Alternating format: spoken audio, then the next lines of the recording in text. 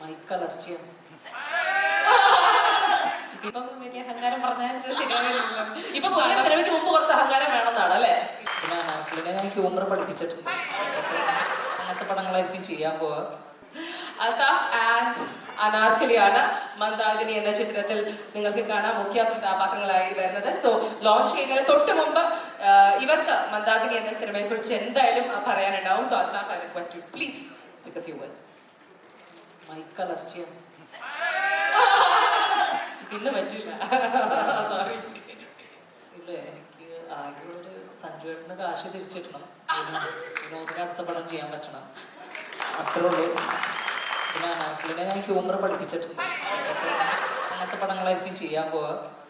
പിന്നെ വേറെ അങ്ങനെയല്ല, ബാക്കി എല്ലാവരും നന്നായിട്ട് വരച്ച പടം വൃത്തിയായിട്ട് വന്നിട്ടുണ്ടല്ലോ.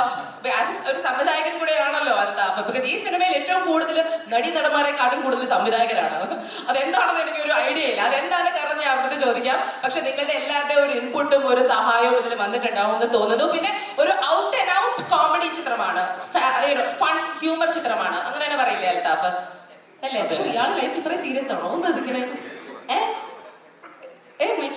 Mic allergy കുറച്ചങ്ങനെ. പക്ഷെ അങ്ങനെ തന്നെ ഇരിക്കട്ടെ. ബിക്കോസ് വലിയ വലിയ മഹാനടന്മാരും നടിമാരും അങ്ങനെയാണല്ലേ ജീവിതത്തിൽ, ഇങ്ങനെ നമ്മൾ ചന്ദ്രശേഖരനൊക്കെ അല്ലെ സ്ക്രീനിൽ വരുമ്പോൾ നമ്മളെ ചിരിപ്പിച്ച് കൊണ്ടാടക്കും.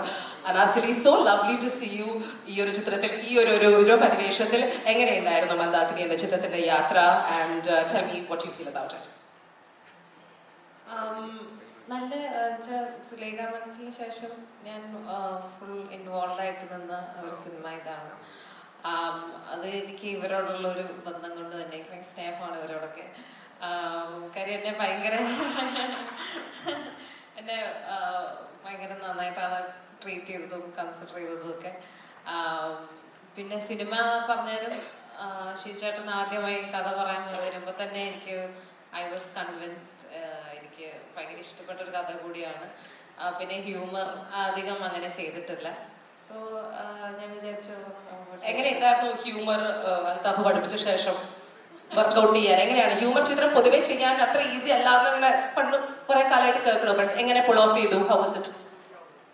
അല്ല, അത് എന്റെ പെർഫോമൻസ് കൊണ്ടാണെന്ന് അതില്ല, കഥയുടെ ഒരു പോക്കിൽ ഹ്യൂമർ ഉണ്ടായിരുന്നു. അത് ഇപ്പം വലിയ അഹങ്കാരം പറഞ്ഞാൽ ശരിയാവില്ലല്ലോ. ഇപ്പൊ പുതിയ സിനിമയ്ക്ക് മുമ്പ് കുറച്ച് അഹങ്കാരം വേണമെന്നാണ് അല്ലേ? ഇല്ല, എനിക്ക് പേടിയാ. ശരിയാ, നമുക്ക് അൽതാഫ് ബാലൻസ് ചെയ്തോളും മിണ്ടാതെ.